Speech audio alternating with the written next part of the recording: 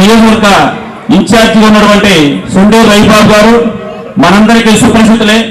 ఎందుకంటే ఒంగోలు నగరంలో పుట్టి ఇక్కడే పెరిగి ఇక్కడే చదువుకుని ఇక్కడే స్నేహం చేస్తూ ఇక్కడ ప్రజల్లోని కలియజరుగుతూ ఇక్కడే వాతావరణాన్ని అవగతం చేసుకొని మనందరిలో ఒకరిగా ఉంటూ ఇక్కడ ఎవరికి ఏ సమస్య వచ్చినా తనకు తోచిన విధంగా వారి పట్ల వ్యవహరిస్తూ మొదటి నుంచి కూడా సామాజిక చైతన్యం కలిగినటువంటి వ్యక్తి, కుల మత వర్గ రహితంగా ప్రాంత రహితంగా ఉంటూ నమ్మినటువంటి నిజం పట్ల నిలబడుతూ ఎటువంటి ప్రలోభాలకు ఉండకుండా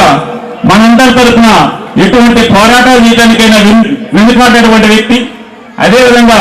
ఈ రోజు ఎలా ఉంటాడో గతంలో ఎలా ఉన్నాడో రేపు అధికారం వచ్చిన తర్వాత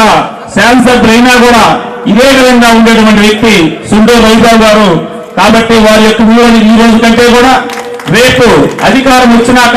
మనం ఇలాంటి మనిషి అనేటువంటి ఆలోచింపజేసేటువంటి వ్యక్తి, మంచి వ్యక్తి, సౌహృదయంలో ఉన్నటువంటి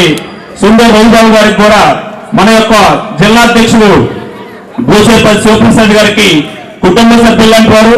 అదేవిధంగా అనుభవశీలు ఉన్నటువంటి రాజకీయాల్లో కాకతీసినటువంటి యోధుడిగా ఉండి జిల్లాలో ముందుకు పార్టీ నడిపిస్తున్నటువంటి బొత్తుల బ్రహ్మాండ గారికి కూడా మొదటి నుంచి వారి యొక్క అడుగుల్లో నడుస్తూ ఉన్నటువంటి వ్యక్తి